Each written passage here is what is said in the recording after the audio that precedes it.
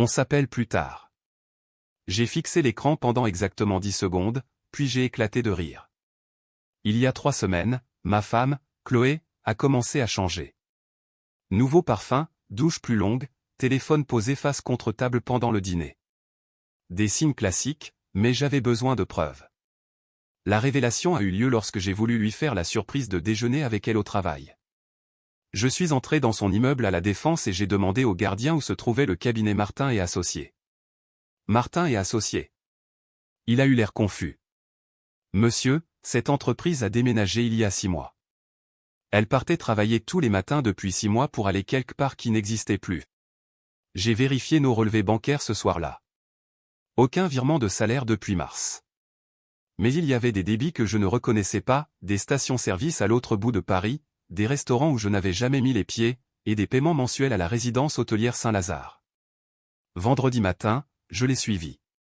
Elle a conduit directement vers un hôtel chic du 8e arrondissement et est entrée comme si elle était chez elle. 20 minutes plus tard, Julien Faure est entré. Son ex-copain de fac, à qui elle prétendait ne pas avoir parlé depuis des années. J'ai attendu 2 heures.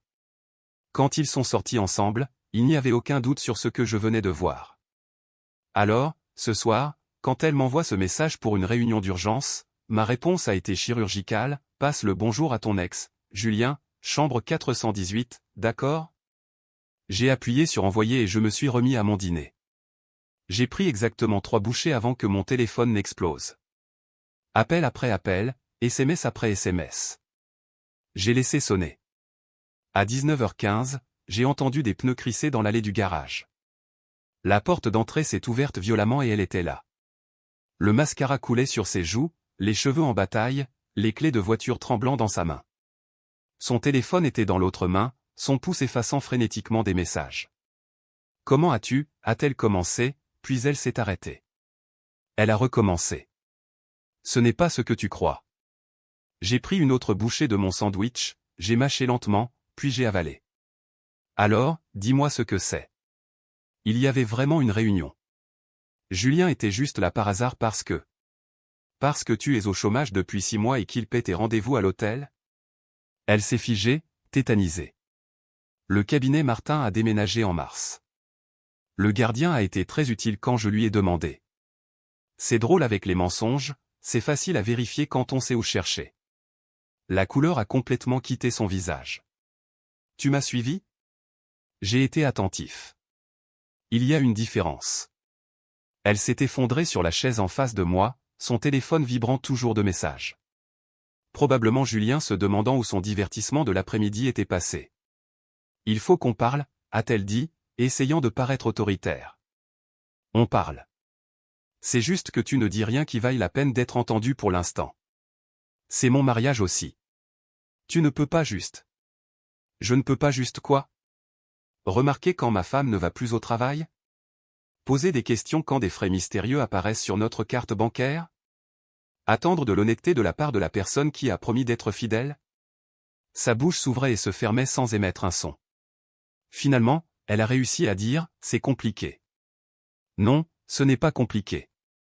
Tu as perdu ton emploi, tu as menti à ce sujet pendant des mois, et tu as commencé à retrouver ton ex dans des hôtels au lieu de chercher un nouveau travail. Tu as seulement arrêté parce que tu t'es fait prendre. Qu'est-ce qu'il y a de compliqué là-dedans? Je me suis levé, j'ai débarrassé mon assiette et je suis allé à la cuisine. Par la fenêtre, je pouvais voir Monsieur Dubois tondre sa pelouse. Des gens normaux faisant un travail honnête.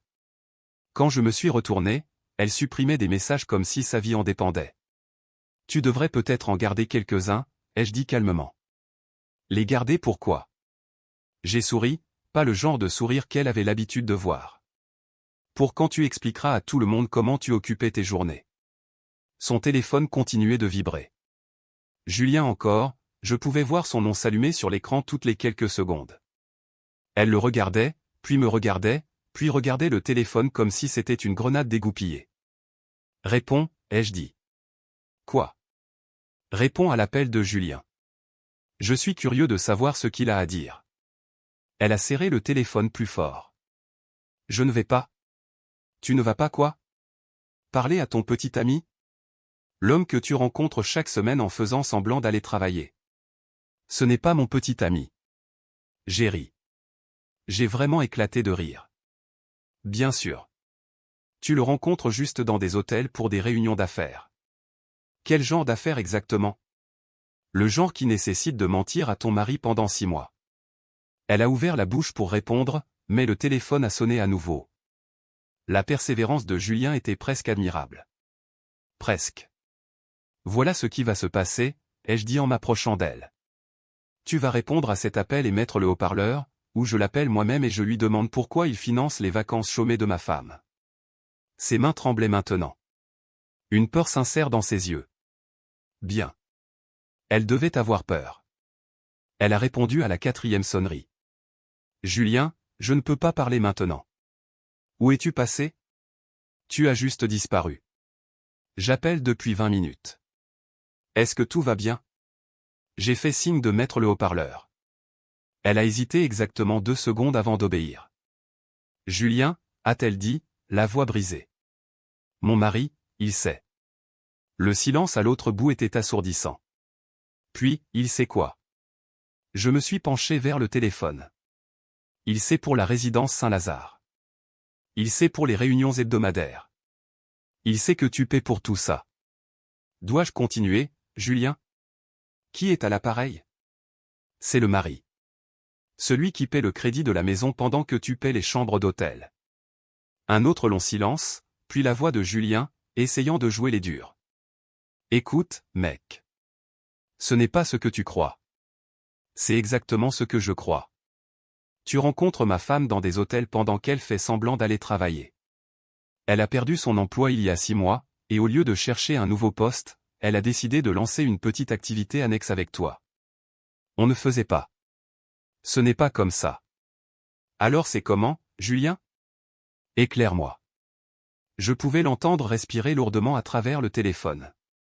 Ma femme me fixait comme si une deuxième tête m'avait poussé. Elle n'avait jamais vu cette version de moi auparavant. La version qui ne demande pas gentiment. La version qui prend le contrôle. On est juste amis, a finalement réussi à dire Julien. Des amis qui se rencontrent dans des chambres d'hôtel? Des amis qui mentent à leurs conjoints? Des amis qui se cachent comme des adolescents? C'est comme ça que tu appelles l'amitié? Je dois y aller, a-t-il dit rapidement. Non, reste en ligne. Je veux m'assurer qu'on se comprend bien. Ma femme ne te verra plus. Ni à l'hôtel, ni ailleurs. Et ces paiements mensuels que tu faisais, ils s'arrêtent maintenant. Tu ne peux pas me dire quoi faire. J'ai souri même s'il ne pouvait pas le voir. Je ne te dis pas quoi faire, Julien. Je te dis ce qui va se passer. Grosse différence. Et si je n'obtiens pas satisfaction, tout le monde sera au courant. Ton employeur, ta famille, tes voisins. Je m'assurerai qu'ils sachent tous exactement quel genre d'homme tu es. Le genre qui court après les femmes mariées et paie des chambres d'hôtel pendant que leur mari travaille pour les soutenir. La ligne est devenue silencieuse, à part sa respiration. À toi de choisir, Julien. Tu t'en sors proprement ou je te colle ça à la peau partout où tu iras. Clic, il a raccroché. J'ai regardé ma femme. Elle fixait son téléphone comme s'il venait de prendre feu. Eh bien, ai-je dit en me rasseyant. C'était instructif. Tu n'avais pas le droit de. J'avais tous les droits. Tu m'as donné ce droit quand tu as décidé de mentir sur le fait d'avoir un travail. Quand tu as décidé de voir un autre homme pendant que je payais nos factures. Quand tu as décidé de me ridiculiser. Elle pleurait maintenant. Pas les larmes manipulatrices que j'avais vues auparavant quand elle voulait quelque chose. Celle-ci était différente. C'étaient les larmes de quelqu'un qui venait de réaliser que son filet de sécurité avait été coupé. Qu'est-ce qui se passe maintenant, a-t-elle chuchoté. J'ai fini la dernière bouchée de mon sandwich et je me suis levé. Maintenant? Maintenant tu commences par me dire la vérité. Toute la vérité. En commençant par depuis combien de temps ça dure et ce que tu faisais exactement avec mon argent en prétendant gagner le tien. Elle a essuyé ses yeux du revers de la main, laissant des traînées noires sur sa joue. Le mascara la faisait ressembler à un raton laveur pris dans les phares d'une voiture. Ça a commencé après mon licenciement, a-t-elle débuté, la voix à peine audible. J'avais honte. Tu travaillais si dur, tu faisais des heures supplémentaires, et moi je ne pouvais même pas garder mon poste. Je suis resté silencieux. Laissez parler. J'ai croisé Julien au café rue de Rivoli. On a commencé à parler, et il a proposé de m'aider avec son réseau, trouver de nouvelles opportunités. Elle a fait une pause, attendant ma réponse. Comme je ne disais rien, elle a continué.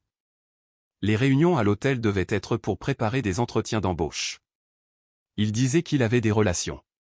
Des entretiens d'embauche qui nécessitaient que tu te remaquilles avant. Son visage est devenu rouge écarlate. Ce n'était pas comme ça au début, mais c'est devenu comme ça. Oui.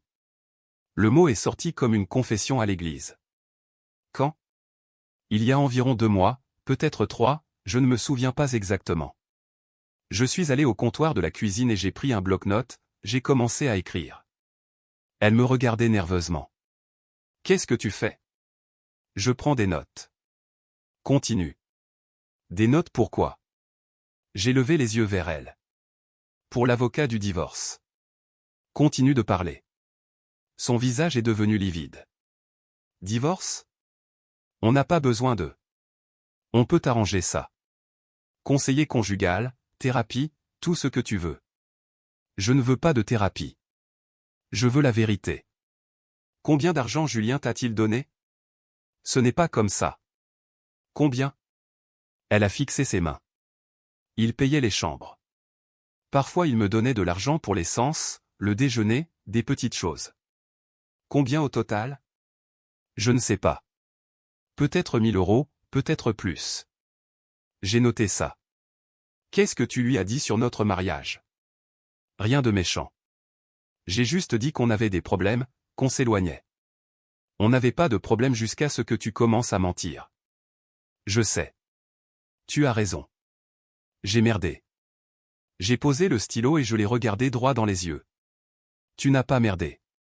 Tu as fait des choix. Des choix quotidiens. Pendant des mois.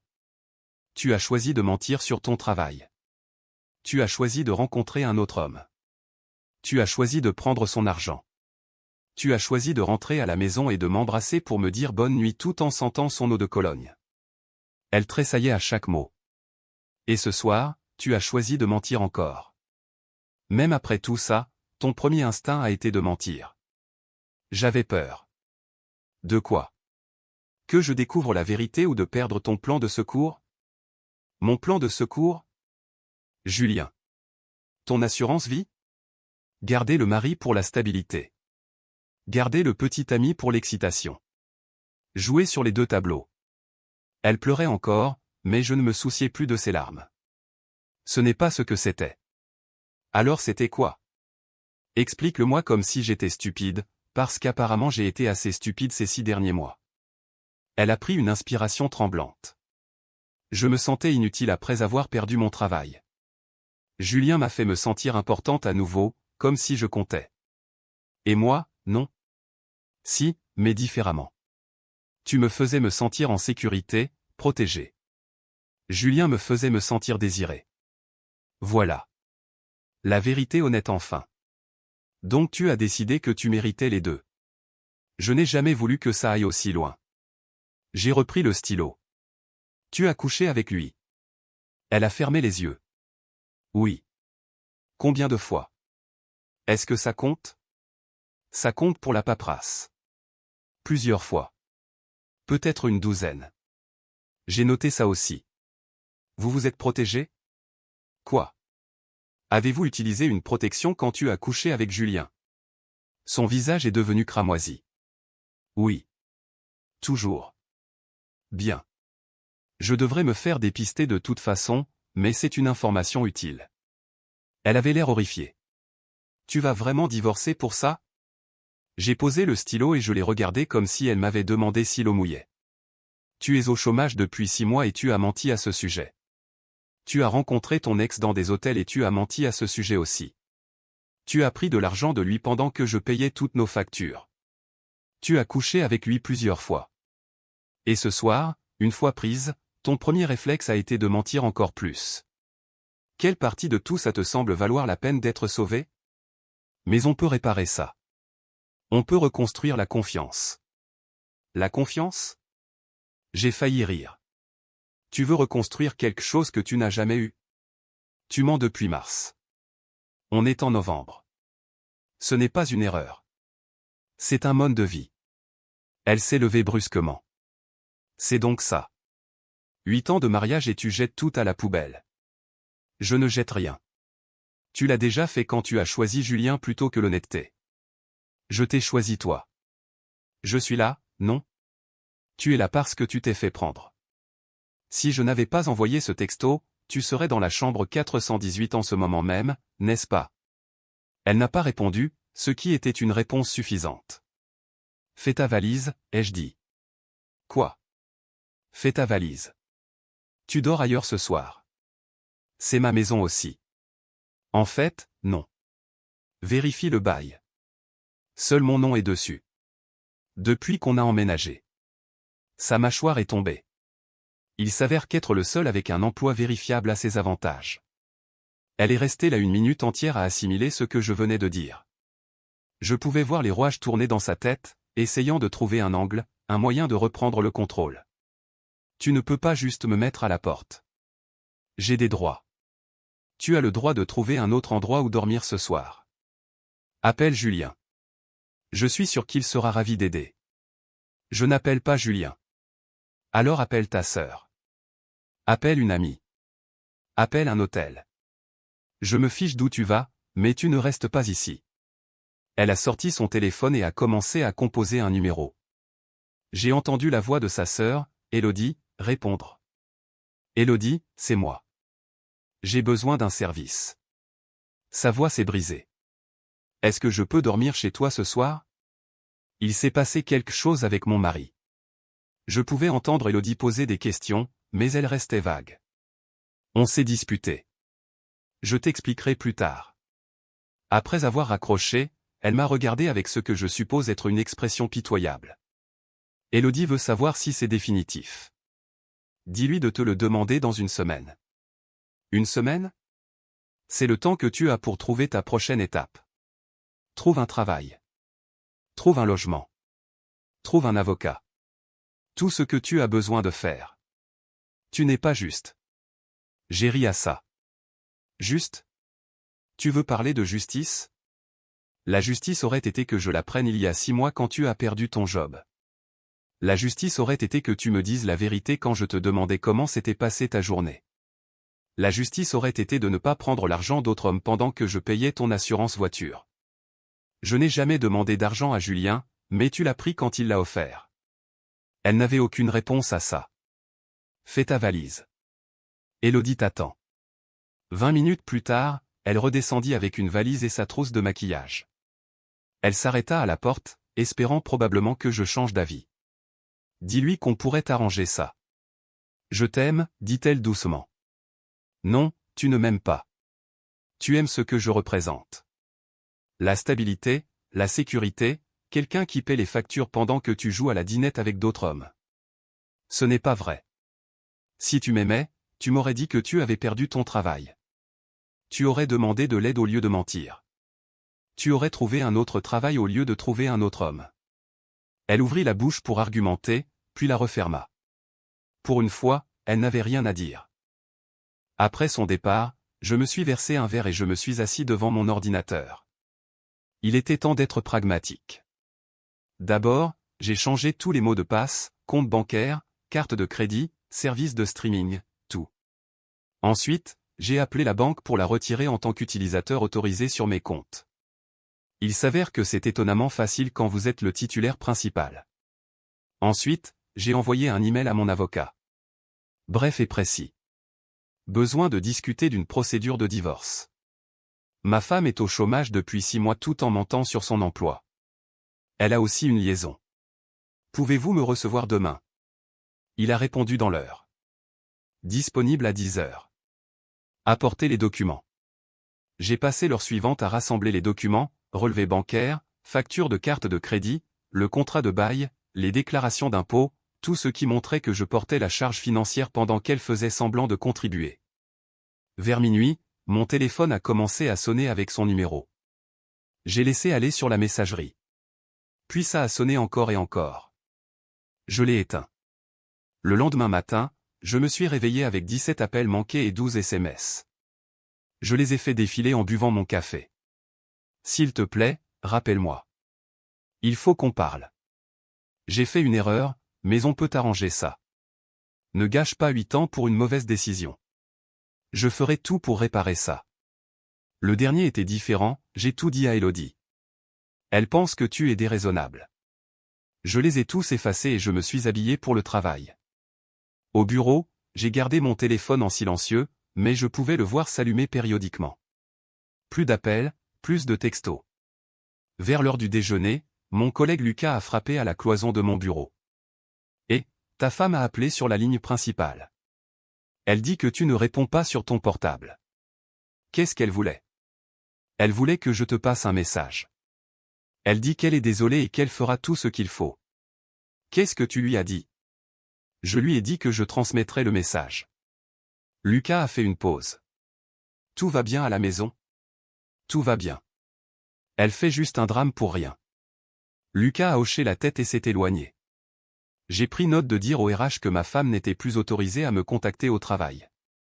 Le bureau de mon avocat était au centre-ville, dans le même quartier où elle prétendait travailler. L'ironie ne m'a pas échappé. C'est assez direct, a-t-il dit après avoir examiné mes documents. Pas d'enfant, pas d'actifs communs à part quelques milliers d'euros sur le compte courant. Le bail est à votre nom. Les cartes grises sont séparées. Ça devrait être propre. Combien de temps cela prendra-t-il? Si elle ne conteste pas et accepte un divorce par consentement mutuel, quelques mois. Si elle se bat, ça pourrait durer plus longtemps. Elle va se battre. La plupart le font au début, mais quand elles réalisent que c'est fini, elles finissent par céder. Et la liaison? L'adultère compte pour le divorce pour faute, et bien que financièrement cela ne change pas tout, ça peut accélérer le processus psychologique et la négociation. Vous avez des preuves?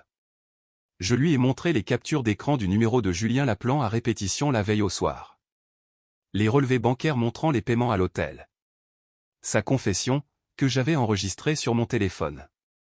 Attendez, vous avez enregistré sa confession? C'est utile pour nous, même si c'est délicat à utiliser au tribunal, a-t-il souri. Avec les SMS et les relevés bancaires, le dossier est solide. Quand je suis rentré chez moi ce soir-là, il y avait un mot scotché sur ma porte. Je suis chez Elodie. S'il te plaît, appelle-moi. Nous devons parler de ça comme des adultes. Je sais que j'ai merdé, mais jeter notre mariage n'est pas la réponse. Je l'ai froissé et jeté à la poubelle. Puis j'ai commandé une pizza et je me suis installé pour regarder le match. Pour la première fois depuis des mois, je n'avais pas à me demander où était ma femme ni avec qui elle était. C'était plutôt agréable. 3 jours après le début de ma nouvelle routine paisible, Julien a décidé de se trouver un courage. Je quittais le travail mercredi soir quand je l'ai aperçu appuyé contre ma voiture sur le parking. Il attendait clairement, essayant probablement de rassembler le courage de m'approcher. Quand il m'a vu arriver, il s'est redressé et a essayé d'avoir l'air intimidant. Julien fort mesurait environ 1m75 les bons jours, peut-être 65 kg tout mouillé. Je fais 1m90 et j'ai passé 4 ans dans le bâtiment avant d'obtenir mon emploi actuel. Le déséquilibre physique était presque comique. Il faut qu'on parle, a-t-il dit, essayant de paraître dur. Non, on n'a pas besoin. Je l'ai contourné et j'ai déverrouillé ma voiture. Tu ne peux pas juste ruiner la vie des gens parce que tu es énervé. Je me suis retourné lentement. Ruiner la vie des gens? C'est riche venant de toi. Regarde ce qui s'est passé entre ta femme et moi. Ce qui s'est passé, c'est que tu as poursuivi une femme mariée et qu'elle a été assez stupide pour tomber dans le panneau. Maintenant, vous devez tous les deux faire face aux conséquences. Elle est venue me voir pour de l'aide. Elle était en difficulté émotionnelle et financière. Alors tu l'as aidée directement jusque dans un lit d'hôtel. Quel gentleman. Son visage est devenu rouge. Ce n'était pas comme ça. Alors c'était comment, Julien? Parce que de là où je suis, on dirait que tu as vu une opportunité de profiter de quelqu'un dans une position vulnérable. Je tiens à elle. Si tu tenais à elle, tu l'aurais encouragée à dire à son mari qu'elle avait perdu son travail au lieu de l'aider à mentir pendant 6 mois. Il s'est approché, ce qui était une erreur. Tu ne la mérites pas. J'ai souri. Pas un sourire gentil. Tu as probablement raison. Je ne mérite pas une femme menteuse et infidèle qui prend de l'argent à d'autres hommes. C'est pour ça que je me débarrasse d'elle. Elle t'aime. Elle aime mon salaire. Il y a une différence. Tu fais une énorme erreur. La seule erreur que j'ai faite a été de ne pas vérifier son histoire plus tôt, mais ça a été corrigé. Julien serra les poings, débattant probablement s'il devait essayer de me frapper. J'espérais presque qu'il le ferait.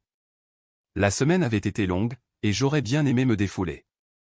Elle ne va pas juste disparaître de ta vie, a-t-il dit finalement. En fait, si. La demande de divorce est déposée demain. Après ça, la seule fois où j'entendrai parler d'elle, ce sera par avocat. Et si elle ne signe pas? Alors elle expliquera à un juge pourquoi elle pense que l'adultère et la fraude sont des comportements conjugaux acceptables. Ça devrait être une conversation intéressante. Je pouvais le voir assimiler ça, réalisant que me menacer n'allait pas marcher. Je pourrais te rendre les choses difficiles. Il a essayé. Comment? Je sais où tu travailles. Je connais ta routine. J'ai éclaté de rire. Tu me menaces, Julien? Parce que si c'est le cas, je devrais mentionner que ce parking a des caméras de sécurité et que la police prend le harcèlement très au sérieux. Il a jeté un coup d'œil aux caméras, puis m'a regardé. L'esprit combatif l'a quitté comme l'air d'un pneu crevé. Pense juste à ce que tu fais, a-t-il dit en reculant. 8 ans de mariage. 8 ans qu'elle a jeté pour des parties de jambes en l'air à l'hôtel avec toi. Ne me mets pas ça sur le dos. Il est parti sans un autre mot. Je l'ai regardé monter dans une berline cabossée et démarrer. Puis j'ai appelé mon avocat et je lui ai raconté la rencontre.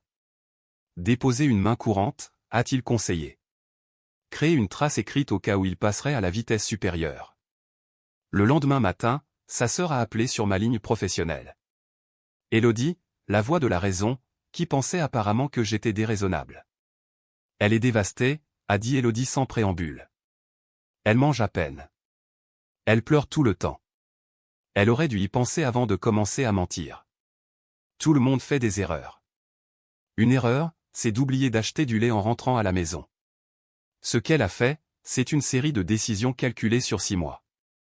Ce n'est pas une erreur. C'est un choix de vie. Tu es cruel. Je suis honnête. Il y a une différence. Elle veut aller voir un conseiller. Moi non. Tu ne veux même pas essayer de sauver ton mariage? Il n'y a rien à sauver. Elle l'a tué quand elle a choisi de mentir sur son travail et de coucher avec Julien. Une liaison ne doit pas forcément tout finir. J'ai fait une pause, choisissant mes mots avec soin. Élodie, resterais-tu mariée à quelqu'un qui te ment chaque jour pendant 6 mois? Quelqu'un qui prend de l'argent à d'autres femmes pendant que tu paies toutes les factures? Quelqu'un qui ne te dit la vérité que lorsqu'il est pris la main dans le sac? Silence à l'autre bout. C'est bien ce que je pensais. C'est la famille, a dit Élodie doucement. Plus maintenant. Les papiers du divorce ont été déposés il y a 1 heure. Après avoir raccroché, j'ai bloqué le numéro d'Élodie aussi. Ce week-end-là, j'ai reçu une visite surprise de ses parents. Ils sont arrivés samedi matin alors que je prenais mon café et lisais les nouvelles sur ma tablette. Son père, Gérard, était un homme que j'avais toujours respecté. Ancien militaire, franc du collier, ne tolérait pas les bêtises. Sa mère, Martine, avait toujours été gentille avec moi, mais était clairement là pour défendre sa fille. Nous avons entendu parler de la séparation, a dit Gérard quand je les ai laissés entrer. Ce n'est pas une séparation, c'est un divorce. Peut-être pourrions-nous nous asseoir et en parler, a suggéré Martine. Entre adultes. J'ai fait un geste vers le salon. Un café, s'il vous plaît, a dit Gérard. J'ai apporté 3 tasses et je me suis assis en face d'eux. Martine regardait autour de la maison comme si elle faisait l'inventaire. Elle ne le prend pas bien, a dit Martine. J'imagine que non. Tu as toujours été bon pour elle, a ajouté Gérard. Tu la gardais les pieds sur terre. Apparemment pas assez. Les gens font des erreurs. Madame, ai-je interrompu. Votre fille a perdu son emploi il y a 6 mois, et au lieu de me le dire, elle a menti à ce sujet chaque jour. Elle a rencontré son ex-petite amie dans des hôtels pendant que je faisais des heures supplémentaires pour payer nos factures. Elle ne m'a dit la vérité que lorsque je l'ai prise en flagrant délit de mensonge. Ce n'est pas une erreur. C'est de la fraude. L'expression de Gérard s'est assombrie. De la fraude? Elle a pris de l'argent à Julien tout en prétendant contribuer aux dépenses du ménage. Elle a utilisé notre carte de crédit commune pour payer l'essence et la nourriture pour ses rendez-vous à l'hôtel. Elle a commis l'adultère et a menti à ce sujet à plusieurs reprises. Martine avait l'air bouleversée. Elle nous a dit que vous aviez des problèmes de couple. Nous n'avions pas de problème jusqu'à ce qu'elle commence à mentir. Les problèmes étaient son chômage et sa liaison, deux choses qu'elle m'a cachées. Gérard est resté silencieux un long moment. Puis il a demandé, combien de temps a duré la liaison ? 3 mois de relations physiques, 6 mois d'implication émotionnelle et de soutien financier de la part de Julien. Et vous avez découvert comment ? J'ai expliqué la découverte du déménagement du cabinet Martin, les relevés bancaires, la filature jusqu'à l'hôtel. Quand j'ai fini, Gérard a regardé sa femme, puis moi. Fils, a-t-il dit lentement. Je te dois des excuses. Elle ne nous a pas raconté toute l'histoire. Martine pleurait doucement. Je n'arrive pas à croire qu'elle ferait une chose pareille. Moi non plus. C'est pour ça qu'il m'a fallu 6 mois pour le comprendre. Gérard s'est levé et m'a tendu la main. Tu fais ce qu'il faut. Un homme ne devrait pas avoir à tolérer ce genre de manque de respect. Après leur départ, j'ai ressenti quelque chose que je n'attendais pas.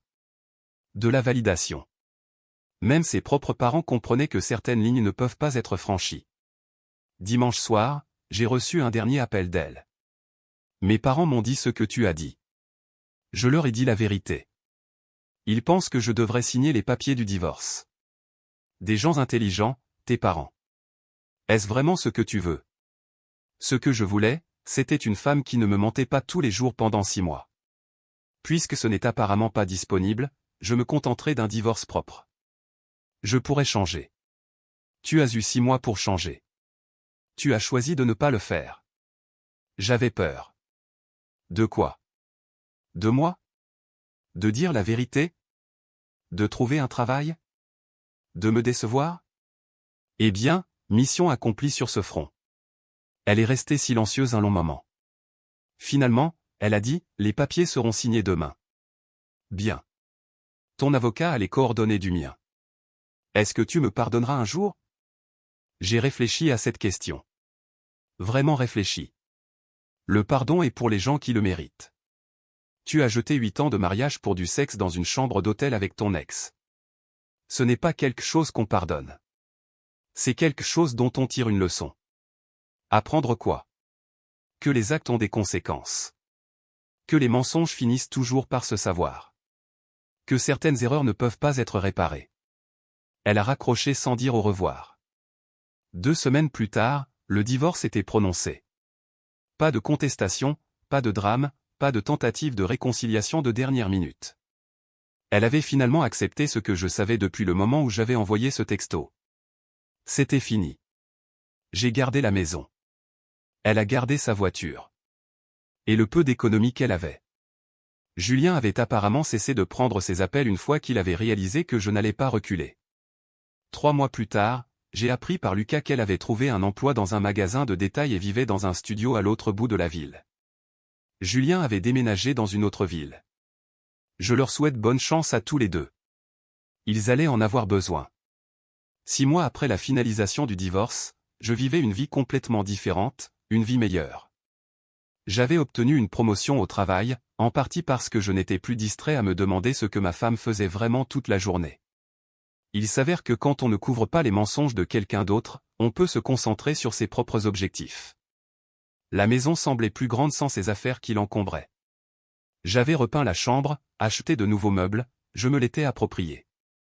Plus besoin de marcher sur des œufs, plus besoin de vérifier les relevés bancaires pour des frais mystérieux. Plus besoin de me demander pourquoi elle était toujours sur son téléphone. Je dînais dans une grande brasserie avec Lucas et sa femme quand je l'ai vue. Elle travaillait là, portant l'uniforme standard, transportant des assiettes, l'air fatigué. Elle m'a repéré avant que je puisse détourner le regard et j'ai vu le moment exact où elle a réalisé qui était assis dans sa section. Elle s'est approchée lentement, carnet de commande en main. « Salut », a-t-elle dit doucement. « Salut. » Lucas et sa femme regardaient entre nous, clairement mal à l'aise. « Je suis Chloé. Je serai votre serveuse ce soir. » Elle utilisait sa voix de service client factice. « Puis-je commencer par vous servir des boissons ? Je prendrai une bière. Lucas et sa femme ont commandé des thés glacés. Elle a noté sans croiser mon regard et s'est éloignée. C'est ton ex-femme, a chuchoté la femme de Lucas. Oui. C'est gênant. Seulement pour elle. Quand elle a apporté nos boissons, ses mains tremblaient légèrement. La femme confiante qui me faisait la morale sur les dépenses avait disparu. C'était quelqu'un qui avait appris à quoi ressemblaient les vraies conséquences. Prêt à commander, a-t-elle demandé. Nous lui avons donné nos commandes. Elle a tout noté soigneusement, comme si elle avait peur de faire une erreur. Ça fait combien de temps que tu travailles ici, ai-je demandé quand elle a fini d'écrire. Elle a levé les yeux, surprise. 3 mois. Tu aimes ça? C'est un travail honnête, a-t-elle dit. Et je pouvais entendre l'accent sur le mot honnête. C'est bien. L'honnêteté est importante. Elle a hoché la tête et s'est éloignée pour passer notre commande. Lucas s'est penché en avant. C'était froid, mec. Ah bon? J'ai demandé si elle aimait son travail. C'est juste de la conversation. Tu sais ce que tu faisais. Peut-être que oui. Mais après 6 mois à me demander comment elle allait, à me sentir occasionnellement coupable d'avoir mis fin au mariage, c'était satisfaisant de voir qu'elle travaillait vraiment, subvenant à ses besoins au lieu de mentir à ce sujet. Quand elle a apporté notre nourriture, elle a complètement évité le contact visuel. Mais en posant mon assiette, elle a chuchoté, « On peut parler ? Après mon service. » Non, s'il te plaît.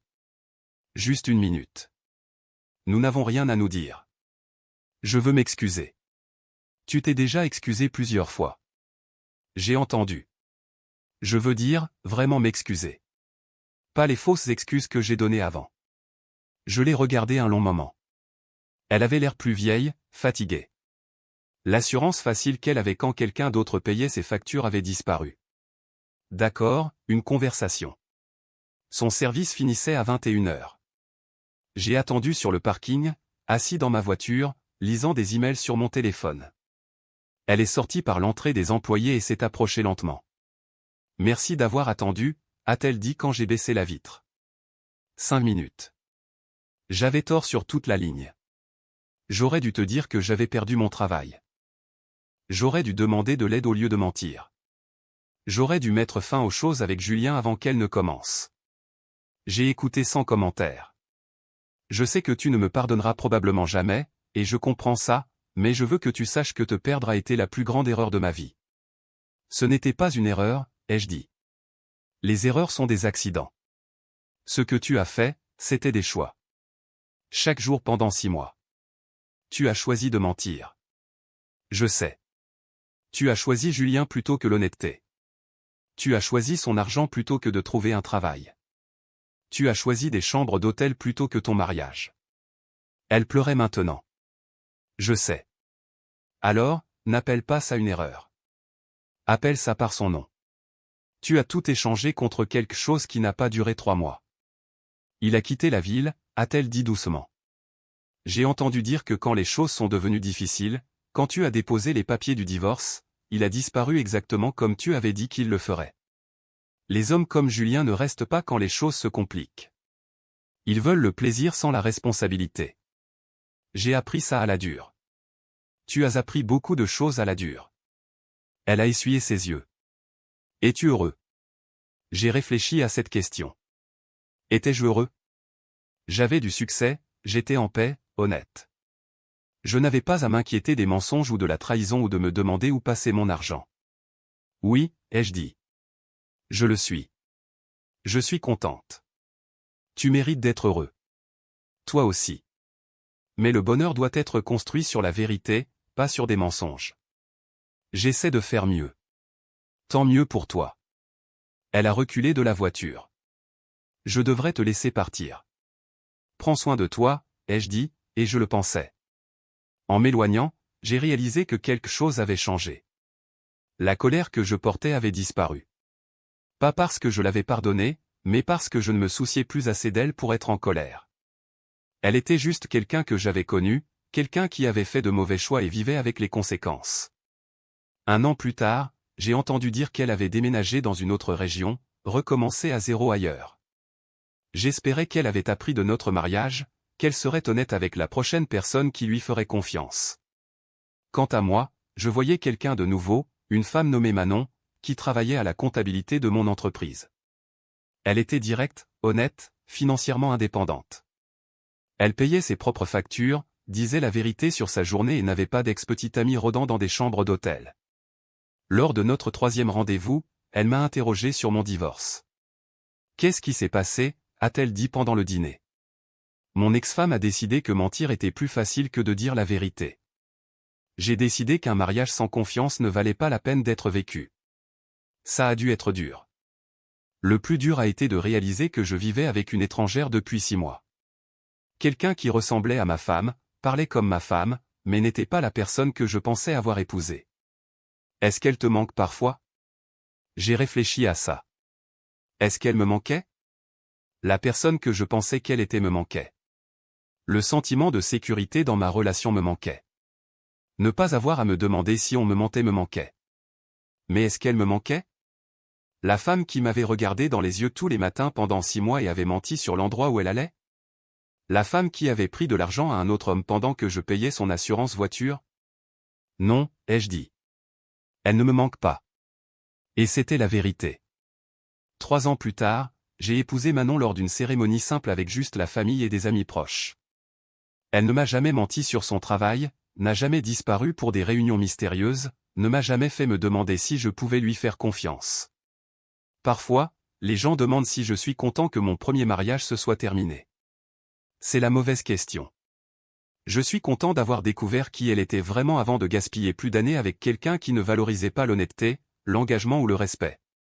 La bonne personne ne vous fait pas remettre en question votre valeur, douter de votre jugement ou vous demander si on vous prend pour un idiot. La bonne personne vous dit la vérité même quand c'est difficile, surtout quand c'est difficile. J'ai appris cette leçon à la dure, mais je l'ai bien apprise. Et à la fin, cette éducation valait chaque moment douloureux de la découverte de qui était vraiment ma première femme sous les mensonges. Parfois, la meilleure chose qui puisse vous arriver est de découvrir la vérité sur quelqu'un avant qu'il ne soit trop tard pour faire quelque chose. Dans mon cas, il n'était pas trop tard. J'avais le choix. Accepter qu'on me mente ou exiger mieux. J'ai choisi mieux, et je ne l'ai jamais regretté.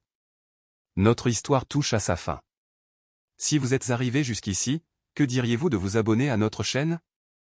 Cela nous aide énormément. J'ai sélectionné 2 autres vidéos pour vous que je suis sûr que vous apprécierez.